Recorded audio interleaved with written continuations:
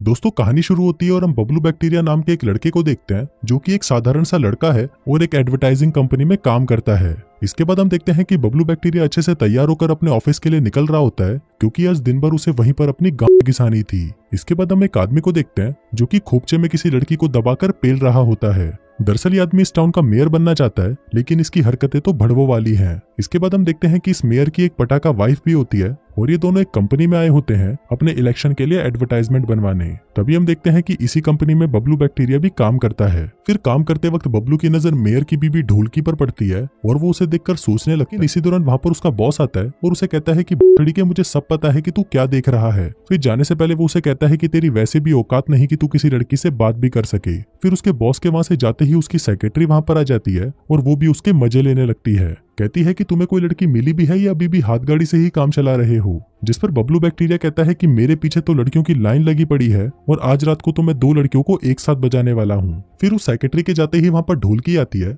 और बबलू बैक्टीरिया से कहती है कि दरअसल मेरा नौकर चला गया तो क्या तुम मेरे बॉक्स उठाने में मेरी मदद करोगे। अब बबलू बैक्टीरिया ऐसी पटाखा को कैसे मना कर सकता था, जिसके बाद वो उसके बॉक्स उठाकर उसके पीछे पीछे जाने लगता है। इसी दौरान हम 2 चूतिया घनशू घोड़ा और तोतला सेठ को देखते हैं जो कि पार्क में लड़कियों को ताड़ने आए थे। तभी तोतला सेठ एक लड़की के पास जाता है और उसे कहता है कि मेरा करीब 9 इंच का है और जब भी मैं किसी को घोड़ी बनाता हूँ तो उसकी चीखें निकाल देता हूँ। इसलिए अगर आपको भी ये सेवा चाहिए तो आप मेरी वेबसाइट पर जाकर मुझे बुक कर सकती हैं। मेरी वेबसाइट है www.bhangbochada.com। इसके बाद ये दोनों रिलैक्स होने के लिए स्टीम बाथ लेने जाते हैं पर ये चूते गलती से लड़कियों के सेक्शन में घुस जाते हैं जहां से इन्हें जूते मारकर भगा दिया जाता है। फिर ये भागते भागते पार्क में आते हैं और गलती से बबलू बैक्टीरिया से टकरा जाते हैं, जिसके बाद जाने से पहले घनशू घोड़ा बबलू बैक्टीरिया को अपना कार्ड दे जाता है। इसके बाद बबलू बैक्टीरिया ढोलकी के घर पहुंचता है जो कि बहुत बड़ा था। इसके बाद ढोलकी बबलू बैक्टीरिया को अपनी 3 नौकरानियों से मिलवाती है जो कि काफी टाइम से घोड़े की सवारी करने के लिए तड़प रही थी। फिर ढोलकी बबलू बैक्टीरिया को अपने कमरे में ले आती है और उसे अपने कुएं में पानी भरवाने के लिए इशारे देने लगती है। लेकिन फिर कुछ देर बाद ही वहां पर उसका पति आ जाता है और ये सब मिलकर एक एड को शूट करने लगते हैं। शूटिंग के दौरान ढोलकी बबलू बैक्टीरिया से ही चिपकी पड़ी थी जिस वजह से उसके पति को यह देखकर बहुत गुस्सा आता है। इसके बाद एड की शूटिंग स्टार्ट होती है लेकिन मेयर अपनी स्क्रिप्ट भूल जाता है और अपना सारा गुस्सा बबलू बैक्टीरिया पर निकालने लगता है। उसी रात मेयर और ढोलकी आपस में बातें कर रहे होते हैं जहां ढोलकी कहती है कि मुझे तो ये कंपनी का बॉस 1 नंबर का चूतिया लगता है क्योंकि ये हर टाइम सिर्फ मेरी गुफा में ही झांकता रहता है। जिस पर मेयर कहता है कि तुम हो ही इतनी शानदार माल कि तुम्हें हर कोई बजाना चाहता है। ढोलकी कहती है कि हाँ, हर कोई सिवाय तुम्हारे। और यहाँ पर हमें पता चलता है कि ढोलकी मेयर से चिड़ी हुई थी क्योंकि वो टाइम से उसकी ले नहीं रहा था। दरअसल मेयर का फोकस यहाँ पर अपने इलेक्शंस पर था इसलिए वो ढोलकी पर ज्यादा ध्यान नहीं दे रहा था। पर अपनी ढोलकी तो ढोलकी थी और उसका काम था बजवाना, इसलिए उसे कोई ऐसा चाहिए था जो उसे दबाकर बजा सके। इसके बाद हम फिर से उन्हीं दोनों चूतिए तोतला सेठ और घनशू घोड़ा को देखते हैं जो कि एक सेमिनार में स्पीच दे रहे थे। तभी तोतला सेठ वहां पर एक लड़की को बुलाता है और उससे पूछता है कि तुम्हारे सिर के बाल और तुम्हारी झांटों के बाल में क्या फर्क है। जिस पर वो लड़की कहती है कि दोनों सेम है। फिर वो उससे एक और सवाल पूछता है कि तुम्हें कहाँ डलवाने में ज्यादा मजा आता है, जिस पर वो कहती है कि पीछे से। अब उस लड़की ने सभी सवालों के सही जवाब दिए थे इसलिए तोतला सेठ वहां पर एक दूसरी लड़की को बुला लेता है। वो उससे पूछता है कि तुम एक साथ कितने घोड़े ले सकती हो। अब इससे पहले कि वो इसका जवाब देती तभी वहां पर एक और लड़की आकर तोतला सेठ को मारने लगती है। कहती है कि इस भूत वाले ने 9 इंच का बोलकर मेरा चूतिया काटा, इसका तो सिर्फ 3 इंच का है। अब इतनी बेइज्जती होने की वजह से तोतला सेठ उस सेमिनार को वहीं छोड़ देता है और डिसाइड करता है कि अब वो सरसों का तेल और चटाई लेकर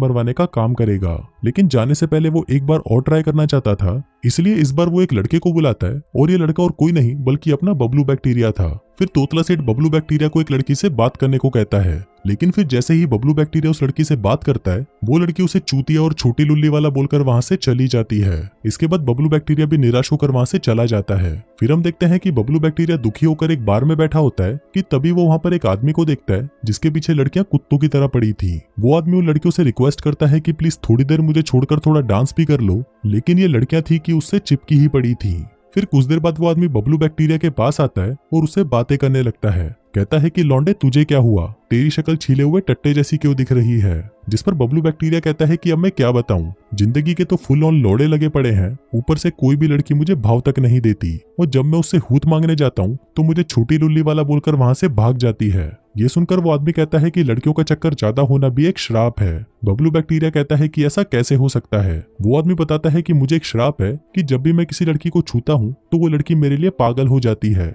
जिसके बाद उसे सिर्फ मेरे घोड़े की सवारी करनी होती है। इस पर बबलू बैक्टीरिया कहता है कि ये श्राप कैसे हो सकता है, ये तो वरदान है। आदमी कहता है कि ये श्राप ही है। शुरू शुरू में तो ये बहुत अच्छा लगता है, लेकिन अब मैं इससे परेशान हो चुका हूँ, इसलिए अब मुझे एक ऐसा आदमी चाहिए जो ये श्राप को मेरे से ले सके। अब ये सुनकर बबलू बैक्टीरिया खुशी से पागल हो जाता है और उसे कहता है कि प्लीज आप ये श्राप मुझे दे दो। वो आदमी उससे पूछता है कि पक्का तुम्हें ये श्राप चाहिए, क्योंकि बाद में तुम इस श्राप को किसी दूसरे को तभी दे सकते हो जब वो खुद से चाहेगा। बबलू बैक्टीरिया कहता है कि ठीक है, मैं तैयार हूँ। जिसके बाद ये दोनों एक रस्म करते हैं जिसमें वो आदमी अपनी सारी शक्तियां बबलू बैक्टीरिया को दे देता है। इसके बाद वो आदमी एक लड़की के पास जाकर चेक करता है और पाता है कि अब वो उस श्राप से मुक्त हो चुका है। ये देखकर वो आदमी बहुत खुश होता है और उसे गुड लक बोलकर वहां से चला जाता है। इसके बाद हम देखते हैं कि बबलू बैक्टीरिया में अब एक ऐसी ताकत आ चुकी थी जिससे वो सिर्फ छूकर लड़कियों को अट्रैक्ट कर सकता था। जिसके बाद वो लड़कियों के पास जाकर अपनी शक्तियों को टेस्ट करता है और देखता है कि सिर्फ उसके टच करने से ही लड़कियां उससे अपनी पिंकी पिटवाने के लिए तैयार हो जाती हैं।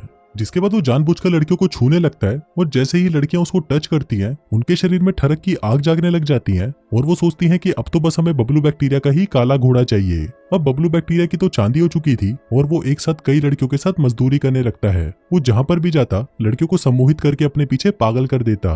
अब कई दिनों तक तो उसका ये कार्यक्रम ऐसे ही चलता है, लेकिन कुछ दिनों बाद वो इससे बोर हो जाता है और सोचता है कि ये काम तो बहुत ही मुश्किल है और सचमुच में ये एक श्राप ही है। इसके बाद वो लड़कियों से बचकर चलने लगता है, क्योंकि उसने इतनी ज्यादा मजदूरी कर ली थी कि उसके घोड़े ने खड़ा होना ही बंद कर दिया था। इसके बाद से अब वो लड़कियों से भागता फिरता था, लेकिन फिर जब लड़कियां उसे पकड़ लेती हैं तो वो उन्हें कहता है कि मैं तुम्हें घोड़ी बना तो दूंगा, लेकिन मुझे रिकवर होने के लिए थोड़ा टाइम चाहिए। जिस पर वो लड़कियां भी मान जाती हैं। इसके बाद जब वो अपने ऑफिस में जाता है तो उसका बॉस उसका फिर से मजाक उड़ाने लगता है, लेकिन तभी उसकी नजर ऑफिस के गेट पर पड़ती है जहां पर बहुत सारी लड़कियां बावली गायों की तरह बबलू बैक्टीरिया के पीछे पड़ी थीं, जिनको देखकर बबलू बैक्टीरिया वहां से भागने लगता है और वो सभी लड़कियां भी उसके पीछे पड़ जाती हैं। इसी दौरान उसे एक बात का पता चलता है कि श्राप के बारे में एक प्रोफेसर को मालूम है, जिसके बाद बबलू बैक्टीरिया हेल्प मांगने के लिए उसी प्रोफेसर के घर पहुंच जाता है। वो कहता है कि बहन, मेरी लाइफ के लोटे पहले भी लगे हुए थे और अभी भी लगे पड़े हैं। पहले लड़कियां मुझे देती नहीं थी, लेकिन अब वो मुझे इतना देती हैं कि मैं लेना ही नहीं चाहती। अब उसकी ये परेशानी सुनकर वो प्रोफेसर उसे एक कहानी सुनाता है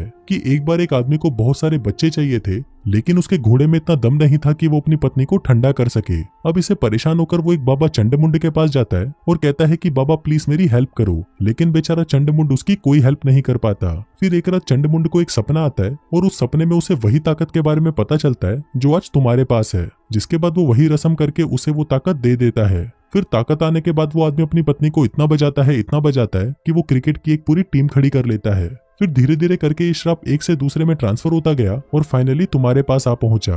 अब तुम इस श्राप को दूसरों को भी दे सकते हो अगर वो आदमी तुमसे ये लेना चाहे तो। इसके बाद जब बबलू बैक्टीरिया घर से बाहर आता है तो हम देखते हैं कि वहां पर उसका बॉस भी होता है जो छुपकर उसकी बातें सुन रहा था। फिर अगले दिन जब बबलू बैक्टीरिया ऑफिस जा रहा था तभी उसके पीछे फिर से लड़कियां पड़ जाती हैं। इसी दौरान उसे वही दोनों चूतिया भी देख लेते हैं और सोचते हैं कि बहन इसके पीछे इतनी लड़कियां पड़ कैसे रही हैं। जिसके बाद बबलू बैक्टीरिया की इस पावर की बात धीरे धीरे सभी को पता चल जाती है। वहीं न्यूज में भी इसी की बातें होने लगती हैं कि एक लड़के के पीछे बहुत सी लड़कियां पागल हो चुकी हैं, जिसमें न्यूज रिपोर्टर की वाइफ भी थी। अगले दिन जब मेयर अपनी सेक्रेटरी से अपनी झाटे साफ करवा रहा था तभी उसे बबलू बैक्टीरिया की पावर्स के बारे में पता चलता है, जिसके बाद वो भी उससे मिलने के लिए उसके पीछे लग जाता है। उधर तोतला सेठ को भी बबलू बैक्टीरिया से जलन होने लगती है कि बहन इसके पास ऐसा क्या है जो लड़कियां इसके पीछे पागल हैं। वहीं बबलू बैक्टीरिया बहुत कोशिश करता है कि कोई उसकी पावर ले ले, लेकिन सभी उसे चूतिया समझते थे। इसके बाद वो एक बार में जाता है जहाँ पर वो दोनों चोमू भी उसका पीछा करते हैं। इसी दौरान बबलू को वहां पर एक आदमी मिलता है जो उसकी पावर से लेने के लिए मान जाता है, लेकिन वो इस प्रोसेस को ठीक से नहीं कर पाता। उधर वो दोनों भी उसे देख रहे होते हैं कि बहन ये दोनों एक दूसरे को कैसे गंदे गंदे इशारे कर रहे हैं। इसी दौरान बबलू गलती से एक लड़की को टच कर देता है और वो लड़की कुत्ते की तरह उसके पीछे पड़ जाती है, जिस वजह से उसका ये प्रोसेस पूरा नहीं हो पाता। उधर मेयर बबलू के बॉस से कहता है कि मुझे भी बबलू वाली ताकत चाहिए, जिस पर उसका बॉस मान तो जाता है, लेकिन इसके बदले उसे पैसा चाहिए था। फिर वो उसको बताता है कि एक रस्म है जिसको करने से ये पावर्स मिल जाती हैं। इसके बाद जब बबलू बैक्टीरिया वहां पर आता है तो मेयर उसको देखकर वही गंदे गंदे इशारे करने लगता है, पर इससे कुछ नहीं होता।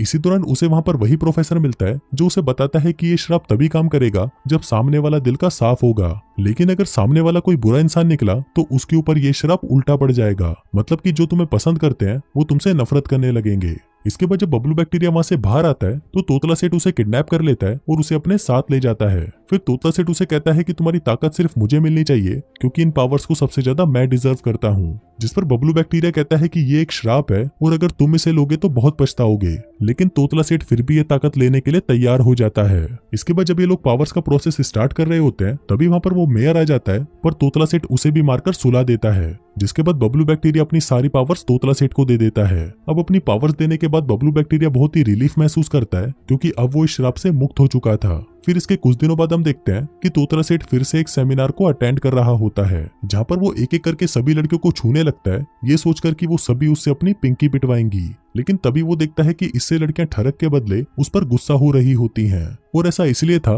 कि तोतला सेठ एक बहुत ही बुरा इंसान था, मतलब कि जादू का असर उस पर रिवर्स हो गया। इसके बाद वो सभी लड़कियां तोतला सेठ के पास जाती हैं और उसे नोच नोच कर मार डालती हैं। और इसी के साथ ही ये कहानी यहीं खत्म हो जाती है।